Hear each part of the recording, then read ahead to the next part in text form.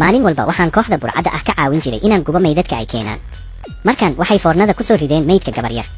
waxaan dhulka ka soo qaaday kab kabo ah oo si dhab ah u eg midii gabadhayda, waana naxay.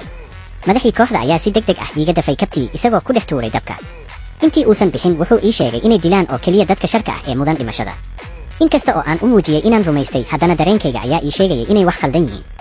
waxaan si degdeg ah u aaday goobtii shaqada ee gabadhayda. waxaan weydiiyey saaxiibteed Anna halka ay gabadhaydu ku maqan tahay.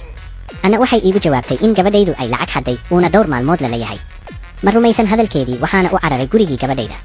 markii aan albaabka furay, waxaan dhulka ka dhex helay kabtii kale ee gabadhayda. markaas ayaan xaqiiqsaday in kooxda burcadda ahi ay dileen gabadhaydii aan jeclaa. murugo iyo xanuun ayaa i hareeyey.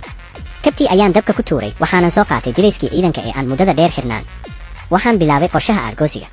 inkasta oo aan ahaa haliyey dagaal oo bilado badan qaatay, haddana dawladdu waxay ii qortay shaqo hoose oo ah gubista dhuxusha foornada. madaxa kooxdu weligiis ma arag dagaal, laakiin qoyskiisa iyo xiriirkiisa darteed wuxuu helay shaqo sharaf leh iyo hanti badan, isagoo markii dambe noqdoor hogaamiye burcad ah oo ku dhex nool raaxo iyo fowdo. ma dhiiran jirin inaan booliiska u sheego dembiyadooda sababtoo ah gabadhayda iyo Anna waxay ahaayeen saaxiibo wada leh dukaan dharka ah. gabadhaydu waxay jeclayd Mike oo ka tirsanaa kooxda, laakiin Anna ayaa maseer iyo hinaase u qabtay gabadhayda. maalin ay Anna guriga gabadhayda tagtay, waxay ku dhex aragtay Mike. arrintani waxay ka dhigtay mid dhiig miirad ah. waxay aabaheed u sheegtay been ah in gabadhaydu lacagtii dukaanka xadday. madaxii kooxda ayaa markaas amray Mike inuu arrintan soo afjaro. gabadhaydu maba ogeyn khatarta ku soo fool leh. Mike ayaa guriga ugu yimid, toori weyna wadnaha kaga dhuftay, kadibna meydkeedii jawaan ayuu ku riday. isagoo meydka jiidaya, waxaa guriga kaga dhacday hal kab oo ka mid ah kabahii ay xirnay. markii aan xaqiiqsaday runta oo dhan, sawirkii gabadhayda ayaan dabka ku tuuray. waxaan xirtay dirayskaygii ciidanka, waxaana garaacay albaabka madaxa kooxda. ninkii wuxuu iska dhigay mid saaxiib ah, isagoo ii soo bandhigay inaan shaah wada cabno. intii uusan hadalka dhammayn, ayaan wadnaha kaga dhuftay usha bilyardiga.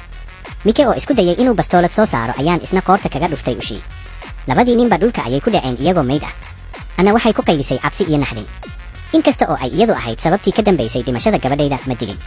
waxaan rabaa inay inta nolosheeda ka dhiman ku noolaato xanuun, qoomamo iyo cabsi joogto ah.